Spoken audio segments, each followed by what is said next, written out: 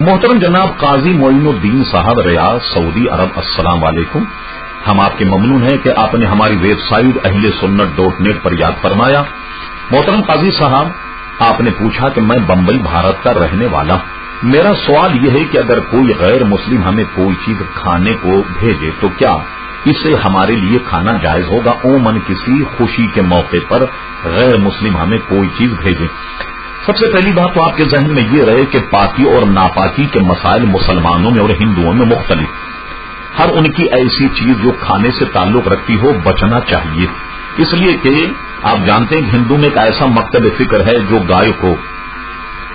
گاؤ ماتا یعنی خدا مانتا اور اس کے پیشاب کی تعظیم کرتا اور اس کے پیشاب کو برکت کے طور پر پیتا ہے اور کھانے پینے کی چیزوں میں وہ چھڑکتا بھی ہے۔